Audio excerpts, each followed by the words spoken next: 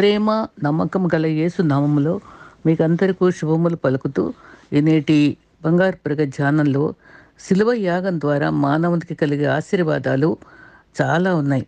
వాటిలో పాపక్షమాపణ, పరిశుద్ధత, నీతి, జీవము, స్వస్థత, శాంతి, ఐశ్వర్యము, ఘనత, ఆశీర్వాదము, మహిమ, కృప, చివరిగా పరలోక రాజ్యం. మరి మనకున్నటువంటి క్రైస్తవ నిరీక్షణ పరలోకమే కదా! మరి దాన్ని చేరటానికి మనకి ఇవ్వబడినటువంటి చక్కని బైబిల్ గ్రంథం అది ప్రపంచ జ్ఞానాన్ని ఇస్తుంది, ఆధ్యాత్మిక జ్ఞానాన్ని ఇస్తుంది. మరి అనేక అనుభవాల్ని మన జీవితాల్లో అందించేటువంటి చక్కని గ్రంథం. అది వ్యక్తిత్వ వికాసం కలిగిస్తుంది, సృజనాత్మక శక్తినిస్తుంది, మానసిక ఆరోగ్యము, ఆధ్యాత్మిక ఆరోగ్యము, అజ్ఞానాన్ని తొలగించేటువంటి విజ్ఞానాన్ని ఇచ్చేటువంటి గొప్ప దిక్సూచి లాంటి మన బైబిల్ గ్రంథాన్ని అనుదినము మనం పఠించాలి. మరి దాని ద్వారా మనం ఆత్మీయ ఆనందాన్ని, మేలును పొందగలం. మరి ఒక ఇంగ్లీష్ మాట, in God sight love is never absent. దేవుని కనుదృష్టిలో ప్రేమ అనేది ఎప్పుడూ కూడా అది మరుగై ఉండదు. ఎప్పుడు ప్రేమ, దేవుడు ప్రేమై ఉన్నాడు. In God's heart forgiveness is never impossible. దేవుని హృదయంలో క్షమ అనేది ఎప్పటికీ తొలగిపోదు. అది అసాధ్యం. తొలగిపోవడం అంటే క్షమతో నిండిన దేవుడు మనకున్నాడు. In God's embrace no one is ever alone or forgiven. దేవుని యొక్క మరి ఆప్యాయత గల కవుగిల్లో మనం ఎప్పుడు కూడా ఆనందంగానే, నిర్భయంగానే ఉంటాం, భయం లేకుండా ఉంటాం. మనది కానిది ఎంత కావాలన్నా మనకు దక్కదు. మనదైంది అయితే మాత్రం మనల్ని వదిలిపెట్టదు. మన దేవుడు మనకిచ్చే అన్ని శ్రేష్టమైన ఈవులే. మనిషి తన కోసం చేసినంత నష్టం మరి ఏ శత్రువు చేయలేడు. మరి సహనం చేసినంత లాభం మరి ఏ స్నేహితుడు చేయలేడు. ఎవరు చెప్పినా మరి దీర్ఘశాంతము, ప్రేమ, సంతోషము, సమాధానము, ఆత్మవరాలు చాలా విలువైనవి. మనం చేసే పనిలో నిజాయితీ, మనం మాట్లాడే మాటల్లో నిజము ఉన్నంత వరకు ఎదుటివారు ఎంత పెద్దవారైనా ఎవరైనా సరే మనకు భయపడాల్సిన అవసరం లేదు. ఈ భయాలు లో అభయం ఇచ్చేటువంటి దేవుడు ఈరోజు అంశము, భయములో అభయం ఇచ్చే దేవుడు. క్రీస్తు విశ్వాసికి విశ్వాసం ఉంటే భయపడే పని లేదు. అది భయం ఉంటే విశ్వాసం లేని వారమే. పిరిగితనం కూడా ఇవ్వలేదు. ఒక భక్తుడు ప్రార్థన చేసుకుంటుంటే సింహము వెంటబడినట్లుగా అది కలొస్తుంది. అది భయపడిపోయి పరిగెత్తూ ఉంటే, ప్రభువా ప్రభువా రక్షించు అని అడుగుతూ ఉంటే ప్రభు అంటాడు, నువ్వు వెనక్కి తిరిగి చూడు సింహాన్ని అంటే, నాకు భయం అంటాడు.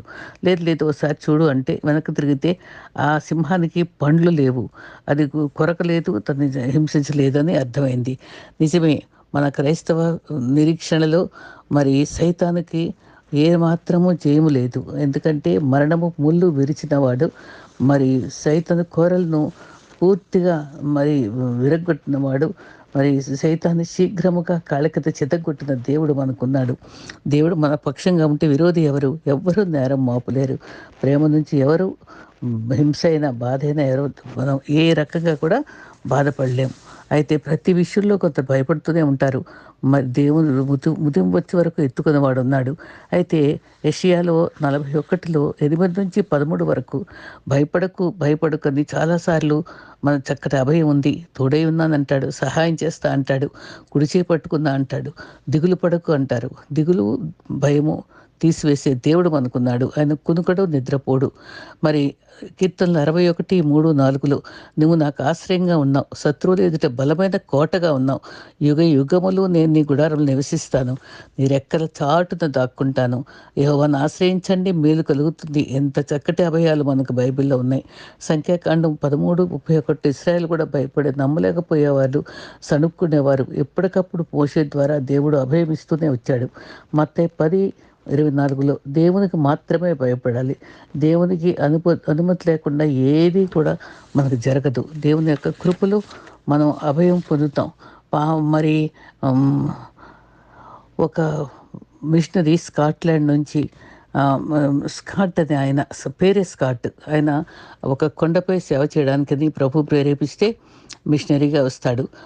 బాబు నువ్వు అక్కడికి వెళ్ళొద్దు, అక్కడ నీకు శత్రువులు ఉంటారు, అక్కడ కొండ జాతి వారు చంపేస్తారనంటే ఆయన ప్రభు నాకు చెప్పారు నేను వెళ్తానని వయలిన్ తీసుకుంటూ వాయిస్తూ వెళ్ళిపోతాడు. అక్కడ నరమాంస భక్షకులు చుట్టూ బళ్ళాలు పెట్టుకొని చంపటానికి ఎదురవుతారు. అప్పుడు నా జీవితానికి ఆఖరి దినము హతసాక్షి అవ్వడానికి దేవుడు సిద్ధపరచడని, ప్రభా నీ చిత్తం ఈ చివరి పాట పాడి నీ దగ్గరికి వస్తాను అని మౌనంగా మరి ఆ వయలిన్ వాయిస్తూ అక్కడ కళ్ళు మూసుకొని ప్రార్థిస్తూ వయలిన్ వాయిస్తూ ఉండిపోతాడు. ఆ కళ్ళు తెరిచేటప్పటికి ఆ బళ్ళలన్నీ కింద పడేసి వాళ్ళందరూ అటువైకులందరూ కళ్ళ నీళ్ళతో కనబడతారు. ప్రభు ఎంత అద్భుతంగా ఆ ఇంగ్లీష్ భాషలో పాడిన పాట మరి వారికి ఏమర్థమైందో తెలియదు. కానీ ప్రభువు తారుమారు చేసి మరి ఆయన భయమంతా తీసివేసి అక్కడ తనకి అభయం ఇచ్చిన అద్భుతమైన దీవెన రక్షణ చూస్తాం. మనల్ని రక్షించే దేవుడు. మరి దేవుడు సమస్యల్లో మనల్ని సైతాన్పై అఖండ విజయం ఇచ్చే దేవుడు. ఎంత చక్కటి వాక్యాలు మనం బైబిల్లో పొందుపరిచారంటే 56:3 కీర్తనలో నాకు భయము సంభవించినప్పుడు నేను ఆశ్రయిస్తున్నాను, శత్రు బాణాల నుంచి కూడా కాపాడగలడని చక్కటి వాక్యం ఉంది. ప్రతి వ్యక్తికి భయాలు ఉంటాయి. 500 ఉన్నాయటండి. ఫియర్ ఉంటుంది. మరణ భయం ఎక్కువ మందికి అందరికి ఉంటుంది. దానికి పరిష్కారం కూడా బైబిల్లోనే ఉంది. ఆదాము హవ్వలు పాపం చేసి భయపడ్డారు దేవుని దగ్గర రావడానికి. మనకు కూడా పాపం ఉంటే మనం భయం ఉంటుంది. మనం ముందుకు రాలేం, దేవుని దగ్గర నిర్భయంగా రాలేం. దాక్కున్నారు. ఆదికాండం 3:10. అయితే 55 కీర్తన 4లో నా గుండె నాలో వేదన పడుచు మరణమునకు నాకు మరణ భయం వచ్చింది అని దావీదు అంటాడు. నిజమే, బాధ చెప్తాడు, అభయమో చెప్తాడు. ఎలాగంటే గొర్రెల కాపరిగా ఉన్నప్పటి నుంచి అతను ఆనందంగా ఉన్నాడేమో కానీ రాజు అయినప్పటి నుంచి బాధలే. సౌలు చంప చూశాడు, అబ్షాలోము చంప చూశాడు, భార్య తృణీకరించింది, అరణ్యాలకు పారిపోయాడు, మిత్రులు శత్రువులు అయ్యారు. అప్పుడు చక్కటి మాట చెప్తాడు 56:3లో నాకు భయము సంభవించిందన్నప్పుడు నిన్ను ఆశ్రయిస్తున్నాను, అది పరిష్కారం నీవిచ్చే దేవుడు అని చెప్పాడు. 10 విధముల భయములను తీసివేసే దేవుడు. విభిన్న కష్టాలు ఎదుర్కొంటూ దావీదుకు అలవాటైపోయింది. అన్నదమ్ములు, స్నేహితులు, భార్య, ఎన్ని బాధలు, ఎంత ఆహారం కూడా లేకుండా ఒంటరిగా అరణ్యాల చుట్టూ తిరిగే దాక్కునే అనుభవాల్లో ఎంతో చక్కగా దేవుణ్ణి ఆశ్రయించుకొని ప్రార్థించుకున్నాడు. 63:3లో మరి చక్కటి అభయం ఉంది. మరి ప్రభు చిత్తంలో మరి భయాలన్నిటి నుంచి ఎన్ని రకాల భయాలు మనకు కనబడుతూనే ఉన్నాయి, చూస్తూనే ఉన్నాం, అనుభవిస్తూనే ఉన్నాం. 34:4 కీర్తనలో ఎంత చక్కటి మాట. నాకు విచారములు నీ దగ్గర విచారణ చేస్తే ఉత్తరం ఇచ్చావు, నాకు కలిగిన భయం అన్ని భయాల నుంచి విడిపించాడు. రకరకాల భయాల నుంచి ఆయన విడిపించే దేవుడు. ఎవరికి భయం, ఎందుకు భయం, ఎక్కడ భయం, దేనికి భయపడు అని ఆలోచిస్తే ఒక గొప్ప డాక్టర్ గారిని, ఎన్నో ఆపరేషన్ చేసే డాక్టర్ గారిని, మీకు భయం ఉండదండి, ఎంతమందికి ఆపరేషన్ చేస్తారంటే, నేను ప్రతిసారి కత్తి పట్టుకున్నప్పుడల్లా నాకు భయమే, నేను ప్రార్థన చేసుకుని కత్తి పట్టుకొని దేవుని పేర నేను ఈ పరిచర్య చేస్తున్నానని చెప్తాడు. నిజమే, అది ఏ పరిస్థితిలో ఉండే వాళ్ళకి భయాలు ఉంటాయి. చిన్నప్పుడు 3 సంవత్సరాలప్పుడు బూచి అంటే భయం, 6-15 సంవత్సరాల్లో పరీక్షలు అంటే భయము, ఎన్ని పెద్దోళ్ళైతే ఒత్తిళ్ళు భయము, వివాహ భయము, తర్వాత ఉద్యోగాల్లో భయం, ఎన్ని రకాల అనుభవాలు ఉంటాయి. అయితే కొన్ని రకాల ఫియర్స్ ఒక ఆయన చెప్పాడు కదా, వ్యక్తిగత సంబంధ భయం ఉంటుంది, ఆత్మస్థైర్యం లోపల పెరుగుతనం ఉంటే అది జరుగుతుంది. రెండవది అపజయం వల్ల భయం ఉంటుంది, ఓటం వల్ల. మూడవది మనకుండే బలహీనతల వల్ల భయం, నేను చేయలేనేమో అనే అసహాయత. మరి ఒకసారి మైక్ టైసన్ ఆయన పోటీ కుస్తీలో వెళ్తున్నప్పుడు ఎన్నో టెక్నిక్స్ నేర్పిస్తాడు కోచ్. అయితే అక్కడ పెద్ద సైజు ఉండేటి అపోనెంట్ చూసి భయపడిపోయి first round, second round, third round అట్లా 9 రౌండ్స్ కూడా ఆయన కాళ్ళలో దూరిపోయి భయపడిపోయి ఓడిపోవటమే జరుగుతుంది. చివరికి ఆయన కోచ్ ఉండి, నువ్వు చచ్చిపోవడానికి ఇష్టపడుతున్నావా, నువ్వు గెలుస్తావా, గెలవ్వా, ఏం చేస్తావు, నా టెక్నిక్స్ ఎందుకు వాడలేదు, ధైర్యం తెచ్చుకో అని అభయం ఇస్తాడు.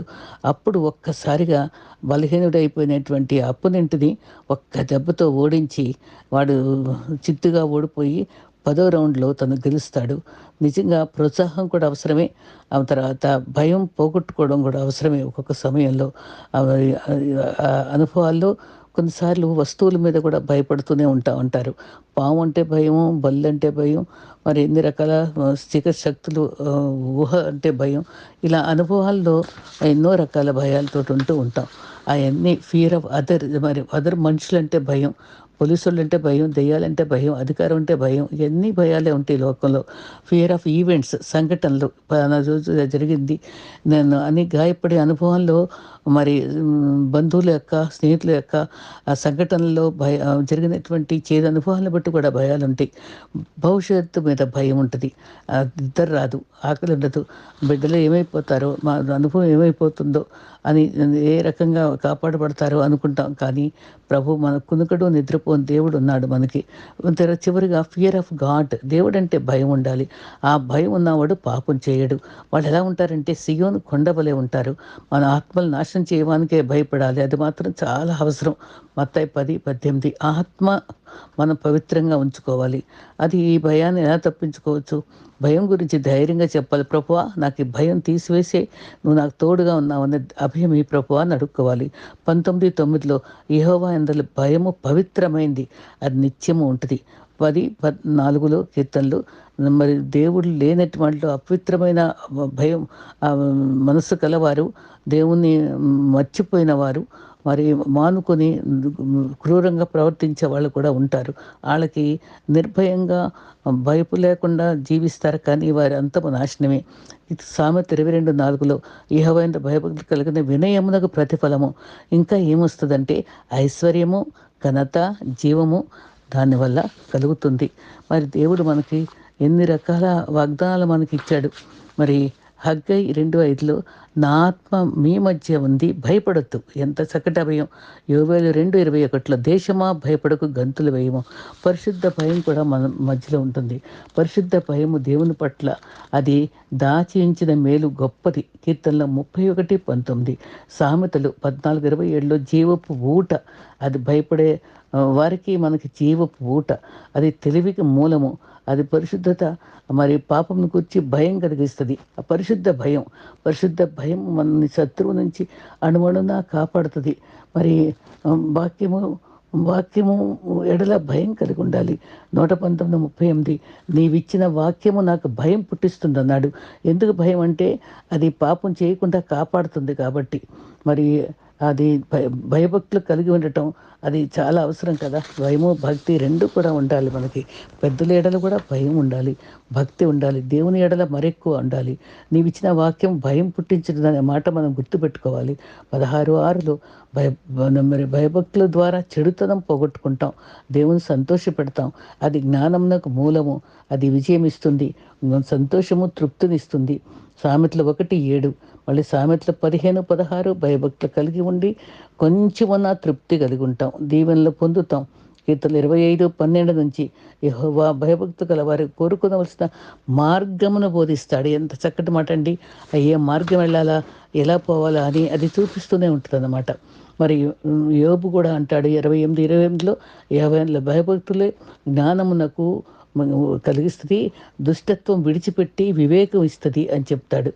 మరి మరి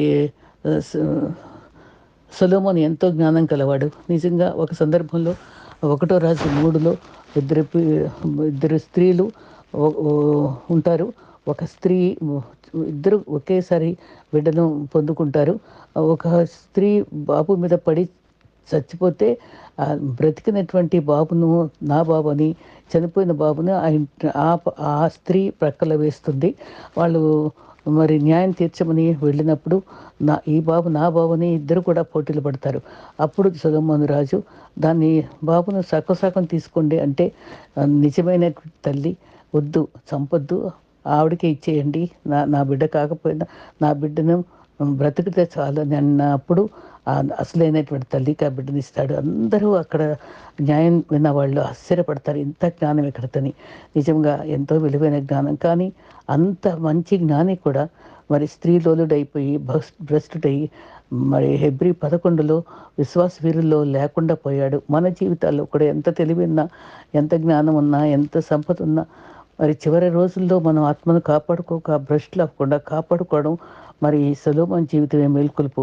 మరి సొలొమోను 9:10 సామెతల్లో భయభక్తులు జ్ఞానం ఉంది. అది నిజంగా ఎంత చక్కటి పాట. యెహోవా నాకు వెలుగాయే, యెహోవా నాకు రక్షణయే, ఎవరికి ఎన్నడూ భయపడను. కీర్తన 27:1. అందరినీ పట్టి పీడించేది ఈ భయాల నుంచి మనం కాపాడే దేవుడు. ఆనందంగా మరి జీవించే జీవితాన్ని మనం భయం లేకుండా బతకటానికి రకరకాల భయము, వ్యాధి, బాధ, లేమి, మోసం చేస్తారేమో భయం, అనుమానాలు, మరి ఎవరికైనా తెలిసిపోతుందేమో మా రహస్యాలని భయం, మరణ భయం, ఇవన్నీ మనని చుట్టుముట్టినప్పుడు మరి మరణ భయాల నుంచి విడిపించడానికి క్రీస్తు వచ్చాడు. మరి ప్రభు వద్ద భయం లేదు. నిత్య నరకం నుంచి విడిపించడానికి మన దేవుడు మనకి రక్షించడానికి వచ్చి పునరుజ్జీవంతో మన సజీవుడిగా ఉండి మనం కాపాడతాడు. యెషయా 41:13 కూడా మరొకసారి విందాం. భయపడకు, సహాయం చేస్తాను, కుడి చేయి పట్టుకుంటున్నా అనే అభయము 365 సార్లు మనకి బైబిల్లో ఉంది. మన సమస్యలు అన్నీ ఉంటాయి, కానీ భయపడక ఆయన చేతికి అప్పచెప్పుదాం. 2 కొరింథీ 4:16 అధైర్యపడకూడదు. బాహ్య పురుషుడు అంతర్య పురుషుడు బలపరచబడాలి. ధైర్యం కలిగి నిబ్బరంగా ఉండాలి. అధైర్యము, అభద్రత భావంతో నలిగిపోతున్నామా? ఆ అనుభవాల్లో మన దేవుడు కనికరించాలి. మన కష్టం వచ్చినప్పుడు ఆదుకునేవాళ్ళు. శక్తి, ప్రేమ, 2 తిమోతి 1:7 గుర్తుపెట్టుకుందాం. శక్తి ఇచ్చేవాడు, ప్రేమ ఇచ్చేవాడు, ఇంద్రియ నిగ్రహం ఇచ్చేవాడు.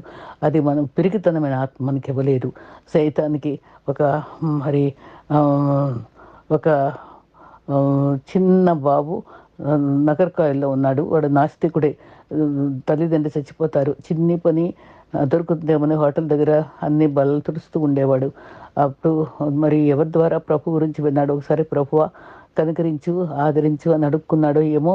ప్రభు కనబడి తనకి నీవు ఈ చిన్ని పని చేసుకో అని సలహా ఇస్తే అప్పుడు 2-3 భోజనం మరి తయారు చేసి అమ్ముకోవడం మొదలుపెట్టాడు. అలా అమ్ముతూ ఇప్పుడు ఇప్పుడు సాక్ష్యం ఇచ్చిన అనుభవంలో 1000 మందికి పని ఇచ్చి 50 బ్రాంచుల్లో క్యాటరింగ్ ఆహారం పంచే గొప్ప దీవెన పొందాడు. తన భయాలన్నీ వదిలిపోయినాయి.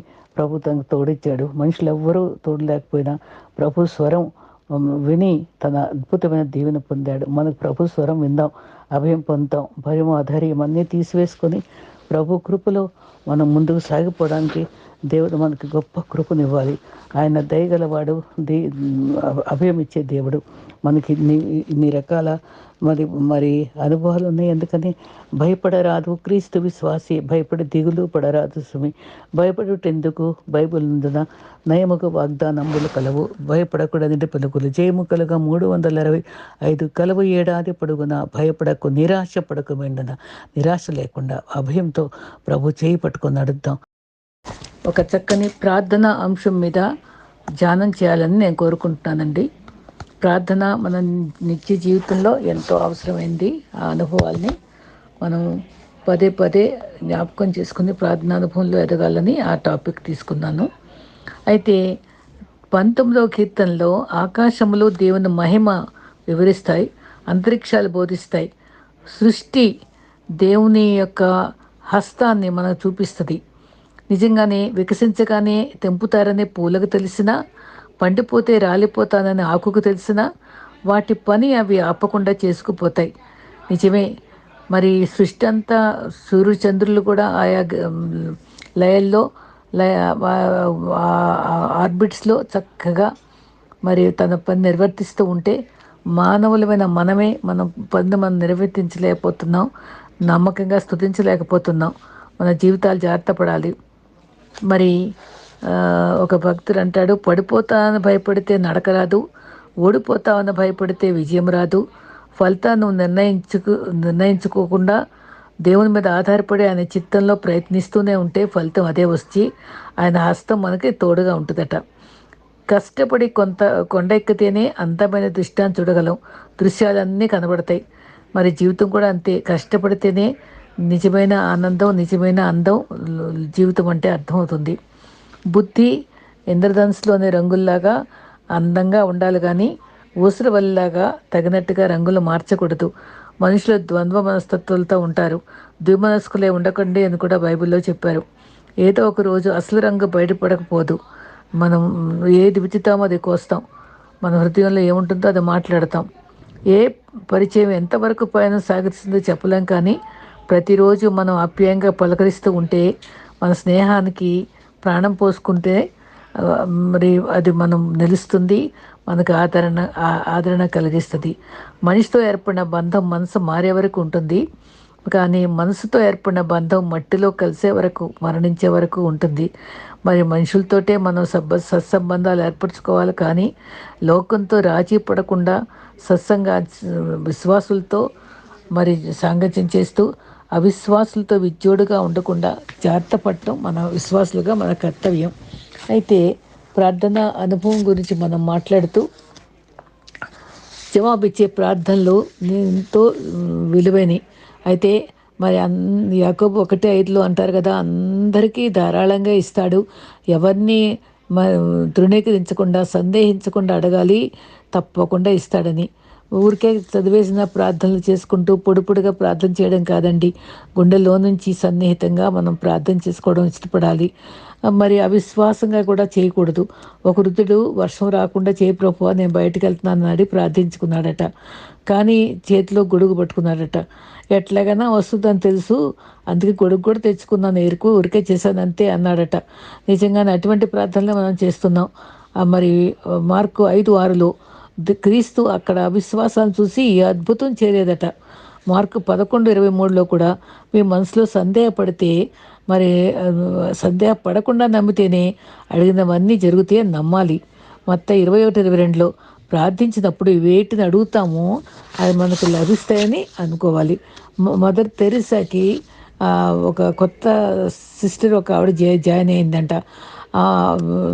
మదరు ని సంబోధిస్తూ, ఏ వనరులు లేవు, 300 మంది ఉన్నారు మన దగ్గర, ఎలా తిండి పెట్టగలమమ్మా అని చెప్పి అడిగితే, నువ్వు అక్కడ చిన్న మందిరంలో ప్రార్థించు అందట. అమ్మాయి ప్రార్థిస్తూనే ఉందట, తలుపు తట్టిన శబ్దం వచ్చిందట. 7,000 మందికి సరిపడ్డ భోజనం. ఆ రోజు అన్ని స్కూళ్ళల్లో స్ట్రైక్ అయితే అందరు ఇలాకైపోయారట. ఆ భోజనం అంతా మిగిలిపోద్దని హోమ్కి ఇచ్చారట.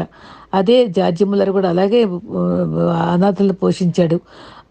యోహాను 11లో క్రీస్తు కూడా ఎంత చక్కటి ప్రార్థన, నీవు నా మనవి వినినందున కృతజ్ఞతలు చెప్పుకున్నాడు.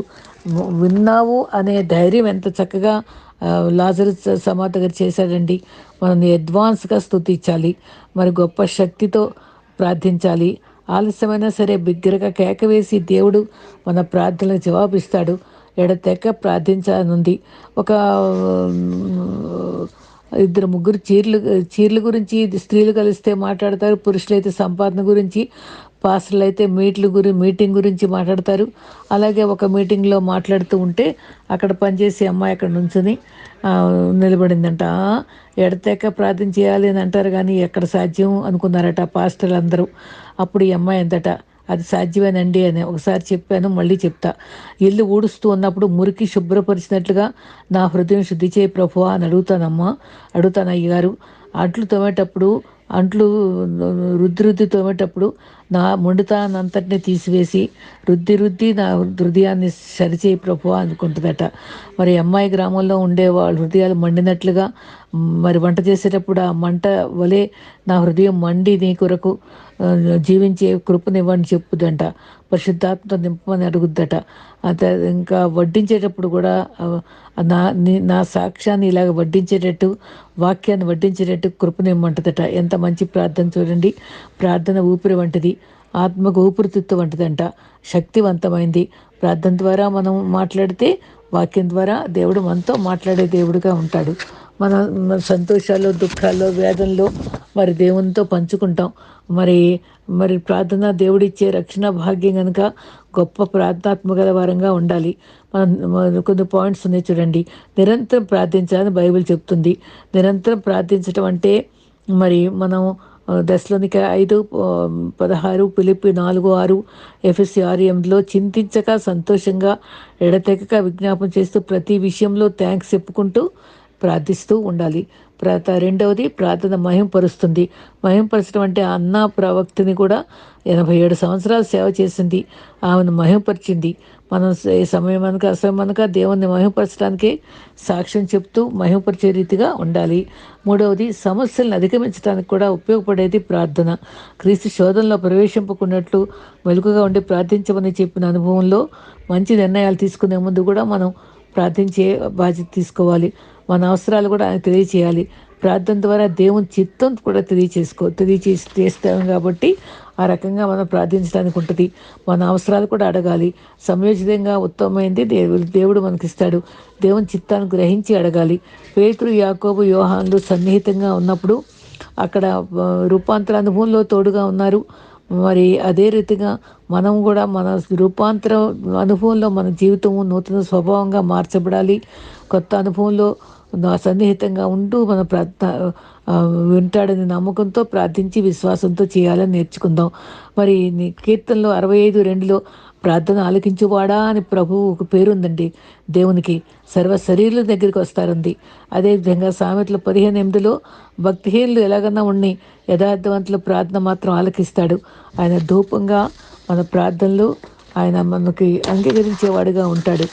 మరి దేవుని కుమారునిగా మరి మనం సమాధానపరచువారు ధన్యులు అనే మాటను బట్టి సమాధానంగా ఇతరులతోటి మనం నీతితో జీవిస్తూ మనం ప్రభు కొరకు నిలబడటం చాలా అవసరం.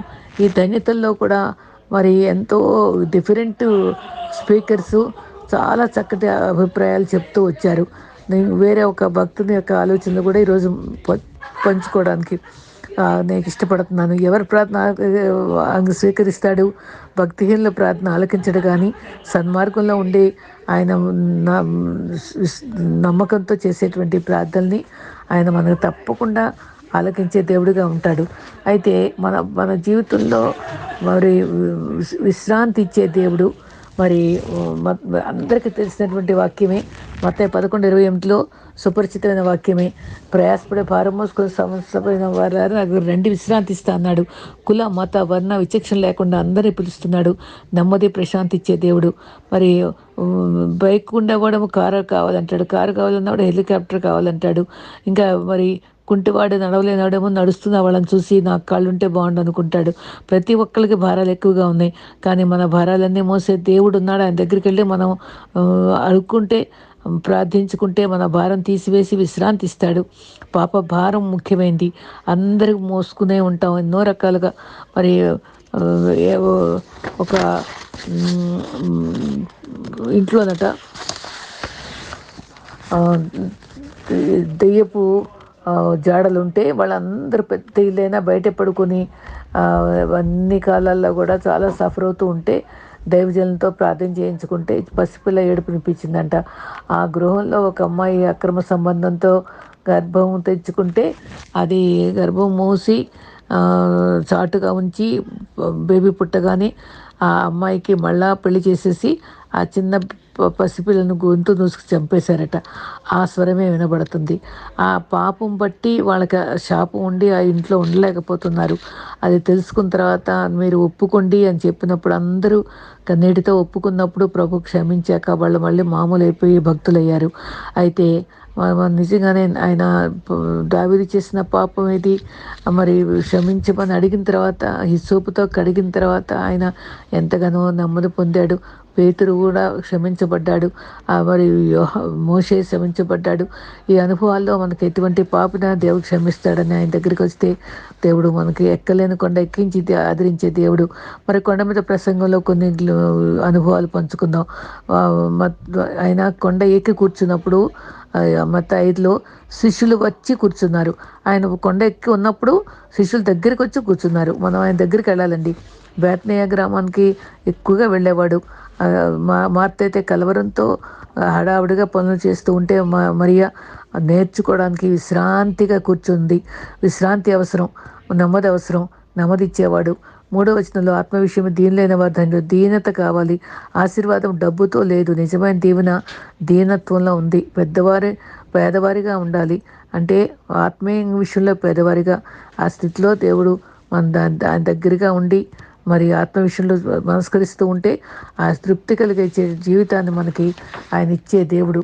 మరి ఏ ప్రాంతమైనా మరి ఆయన ఓదార్చి రెండోది దుఃఖితులు ఓదార్చేవాడు. మరి దుఃఖితులను ఓదార్చే అనుభవంలో హన్నా కూడా కన్నీరు విడిచి ప్రార్థించింది, సమస్య కోసం ఏడ్చింది. దుఃఖముఖిగా ఉండటం, దేవుని దగ్గర ప్రార్థించగానే ఆమె ధైర్యం తెచ్చుకొని కన్నీరు విడిచటం మానింది, తన జవాబు పొందింది. మరి మనం మనుషుల దగ్గర, బంధువుల దగ్గర మరి దుఃఖం ఉన్నప్పుడు ఆ, ఎంతో ఏడుస్తాం. మనుషుల దగ్గర ఏడుస్తాం కానీ అది వేస్టే. కానీ ప్రభు దగ్గర ఏడిస్తే ఆయన కన్నీరు దాస్తాడు, కన్నీరు తుడిచే దేవుడు ఉన్నాడు. తర్వాత హన్న భర్త ఎన్ని మాట్లాడినా ఓదార్చలేకపోయింది. మనుషుల ఓదార్పు మనకు చాలదండి. ప్రభు ఒక్క వాక్యం ద్వారా ఆదరిస్తే, స్వరం ద్వారా ఒక్క మాట అంటే అది మనకు ఎంతో గొప్ప అండ, అది ధైర్యం ఇస్తుంది. దానికోసం మనం కనిపెట్టాలి. అనుగ్రహం ఆయన అనుగ్రహిస్తాడు, ఫేవర్ ఇస్తాడు. ఫేవర్ అనే మాట చక్కటి మాట. ఆ అనుభవంలో మనం దీవిస్తాడు. మన దుఃఖాలు సంతోషంగా మారిపోతాయి. హిజ్కియా కూడా ఇల్లు చక్కబెట్టుకో అని చెప్పి జబ్బుగా ఉన్నప్పుడు కన్నీరు గోడ వైపు చూసి కన్నీరు కార్చినప్పుడు చూశాడు. వెంటనే జవాబిచ్చాడు. 15 సంవత్సరాల ఆయుష్ ఇచ్చాడు. దుఃఖించి వారు ధన్యులు అన్నాడు. ఓదారుస్తారు ఆయన. కన్నీరు తుడిచి ప్రతిఫలం ఇస్తాడు. ఆ తర్వాత సాత్వికులు ధన్యులు. మరి మోషే సాత్వికుడే. మరి అహరోను మిరియము వ్యతిరేకంగా భార్య విషయంలో మాట్లాడితే, నా భార్య గురించి ఏంటి మీరు మాట్లాడతారని ఆవేశపడలేదు, మౌనంగా ఉన్నాడు. ఎంత సాత్వికుడండి! ఎవరన్నా ఈ లోకంలో ఊరుకుంటారా? నకరాలు చేస్తే నరాలు తీస్తా అంటారు కదా. ఆ సొంత వారి గురించి మాట్లాడితే ఊరుకోరు కదా. కానీ నిజంగానే మరి కొందరికి ఎన్నో సమస్యలతోటి లేస్తారు పొద్దున్నే. కానీ మోషే వలె అన్ని సమస్యలకు మౌనం వహిస్తే ఆయన ఇంటర్ఫియర్ అయ్యి వాళ్ళకి శిక్షిస్తాడు. నా మోషే భార్య మీద ఇలా మాట్లాడతారా అని. ఎంత చక్కటి ఇంటర్ఫిరెన్స్ అండి. అక్కడ అబ్రహాము అబద్ధం ఆడినప్పుడు కూడా ఆయన ఇంటర్ఫియర్ అయ్యాడు. ఆ రాజు కలవరం కలిగించాడు. ఆయన ప్రియమైన బిడ్డలకి ఎంత డిఫెండ్ చేస్తాడండి ప్రభువు. మనం కూడా ఆయన సన్నిహితంగా ఉంటే మన పక్షంగా కూడా ఒక్కొక్కసారి చాలాసార్లు అదే జ్ఞాపకం చేసుకుంటాను నేను. ఆ అబద్ధం ఆడిన మన అబ్రహాం పట్ల ఆ భార్యను అప్పగించాడే ప్రభువు. చిన్న చిన్న పొరపాట్లు చేస్తే ఆయన తప్పక ఆదరిస్తాడు కదా అనే ధైర్యం వచ్చేస్తుంది. అయితే హన్న మరి వీళ్ళందరి జీవితాల్లో మనం నేర్చుకోవాల్సిన ఎన్నో ఉంటాయి. మరి శాంతి స్వభావంతో జీవించాలి. యుద్ధము యెహోవాది. మన దగ్గర ఆయన మౌనంగా ఉన్నప్పుడు ఆయన ఇంటర్ఫీర్ అవుతాడని గుర్తుపెట్టుకుందాం. మనం తొందరపడి ఆవేశపడి మన సొంత ప్రయత్నాలు చేస్తే జవాబు సరిగ్గా రాదు. మౌనంగా కనిపెడితే దేవుడు మన పక్షంగా జవాబిస్తాడని కొత్త అనుభవం నేర్చుకుందాం. దుఃఖంగా ఉన్నప్పుడు ఆయన దగ్గర కన్నీరు కాచుతాం. తర్వాత మోషే ఎవరితో యుద్ధం చేయలేదు. దేవుడు దిగివచ్చి శత్రువుల నుంచి నోరు మోయించాడు. భూమిని స్వాస్థ్యంగా ఇస్తాడు, దీవెనలు ఇస్తాడు. సాత్వికంగా ఉంటే ధన్యతలు పొందుకుంటామని మనం ఎప్పుడు గుర్తుపెట్టుకుందాం. అదే రీతిగా మరి నీతి కొరకు ఆకలి తప్పులు గలవారు ధన్యులు అన్నప్పుడు నీతి అంటే క్రీస్తే. క్రీస్తు కొరకు మనం ఆకలి దప్పిగా థర్స్ట్ ఫర్ గాడ్, నీటి వాగుల కొరకు ఆశపడినట్లుగా ఆశపడాలండి. నేను ఒగుర్చుతున్నాను అంటాడు. ఎంత దావీదైతే ఎంత చక్కగా దాని గురించిన తపనతో ఉంటాడు. హృదయ శుద్ధి గల వారు ధన్యులు, వారు దేవుని చూస్తారని తర్వాత ఉంది. మరి ప్రసంగం మరి ఒక ఆయనంట, యేసుప్రభు గురించి చాలా బాగా చెప్పావు కానీ ఆయన చూపించి నాకు దేవుడు ఎక్కడున్నాడో అని అడిగాడంట. అరే నీకు మెదడుందా అని అడిగాడట పాస్టర్. అంటే మెదడు ఎందుకు లేదు, నాకు ఉంది అంటే, మరి చూపించు అంటే అది ఎట్లా చూపిస్తాను, అది ఆపరేషన్ చేస్తేనే వస్తా. అంతే మరి దేవుడు కూడా అంతే. ఆయన ఉన్నాడు, అదే విలువగా మనల్ని నడిపిస్తాడు. మెదడెట్ నడిపిస్తుందో దేవుడు మనల్ని నడిపిస్తున్నాడు. నోరు మూసుకో అన్నారంట. నిజంగానే అది ఎంతో గొప్ప అనుభవం. మరి నిజంగానే హృదయ శుద్ధి చేస్తే, పవిత్రపరిస్తే, మళ్ళీ ఖాళీగా ఉంటే మన హృదయం అది empty mind is devils workshop అని, అది మరి సాతాను కార్ఖానాగా మనల్ని వాడుకుంటుంది. ఒకసారి ఒక ఆయనంట, ఒక పాస్టర్ గారు అక్కడ అంచెలు అందరూ ఉంటే వాళ్ళ డిసైపుల్స్ అందరూ వీళ్ళకు భోంచేయకముందు వాళ్ళకి ఏం పనులు లేవు అనే టైంలో పెరట్లో కొంచెం గొయ్యి తవ్వండిరా అన్నారంట. అయితే వాళ్ళేమో గొయ్యి తవ్వుతూ ఉండిపోయారట. తర్వాత భోజనం టైం అయితే వాళ్ళు భోంచేశారట. భోంచేసేసేపు తర్వాత మళ్ళీ బయటకు వచ్చాక ఆ గొయ్యి మళ్ళీ పూర్తి చేయండిరా అన్నారంట. ఏంటి ఎందుకు ఇలా చేశారంటే, మీరు ఖాళీగా ఉంటే వ్యర్థమైన ఆలోచన ఉండి చెడుగా ఉంటారు. దావీదు చూసావా వ్యర్థంగా విరామంగా అందరూ యుద్ధం చేస్తుంటే బయట నుంచొని పచారులు కొడుతుంటే పాపంలో పడిపోయాడు. పాపంలో పడకుండా వ్యర్థమైన ఆలోచనలు లేకుండా లోకాశలు లేకుండా పనిలో నిమగ్నం అవ్వడం అవసరం అని చెప్పాడట. అది ఎంత సత్యం కదా. మరి తర్వాత సమాధానపరచువారు ధన్యులు. నిజంగా సమాధానం మనం కలిగి ఉండాలి. లోపల మనకు సమాధానం పరుచుకోవాలి, ఇతరులకు కూడా సమాధానం ఇవ్వాలి. తర్వాత దావీదు స్లిగ్గగు ఒక ప్రాంతంలో వాళ్ళ భార్యను బిడ్డలందరినీ కూడా వాళ్ళకి సహాయం చేద్దామని వెళితే వాళ్ళందరూ వ్యతిరేకించి వాళ్ళందరినీ దోచుకొని భార్యను పిల్లలను కూడా ఆస్తి అంతా దోచుకున్నప్పుడు నిజంగానే ఎంతో దుఃఖపడతాడు. ఒక ఆవిడ ఎదురింటిలో కరోనా వచ్చిందని ఎవరు సహాయం చేయకుండా గట్టి గట్టిగా అరుస్తుంటే పాపం అని చెప్పి భోజనం తీసుకెళ్ళి ఆయనకి ఇచ్చి వచ్చేటప్పుడు ఆవిడకి అంటుకుందంట. ఆవిడకి తన ఇంట్లో వాళ్ళకి కూడా.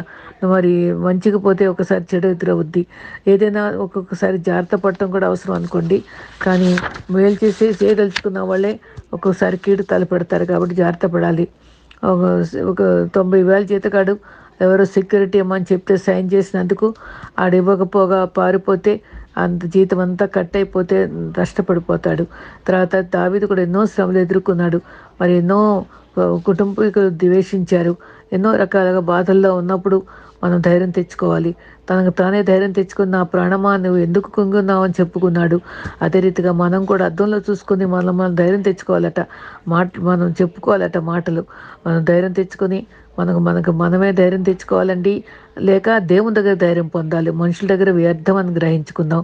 మరి మౌనాన్ని పాటిస్తూ మన దేవుని చిత్తాన్ని సమర్పించుకోవడం మనకు చాలా అవసరం. దేవుని యొక్క కృప మరి ఎన్నో రీతిలుగా మరి దేవుడు మనతో మాట్లాడుతూనే ఉంటాడు. దేవుని యొక్క కృప భక్తి దొంగ ఎంత చక్కగా ఒక దొంగ అయితే మరి లోకానుసారంగా మాట్లాడాడు. కానీ రెండవ దొంగ రాజ్యం అని అడిగాడు. రాజ్యం వచ్చినప్పుడు జ్ఞాపకం మనం కూడా నా పేరు జీవగ్రంథంలో ఉంచు ప్రభువా, నీ రాజ్యంలో జ్ఞాపకం చేసుకో ప్రభువా. తర్వాత యోహాను 15:17 నా యందు మీరు మీ యందు నా మాట నిలిచి ఉంటే, ఆ మాటలు నిలిచి ఉండాలండి మనలో. మరి ప్రభు మాటలు మన హృదయాల్లో నిలిచి ఉన్నప్పుడు అప్పుడు మనం ఏది అడిగినా ఇస్తాడు.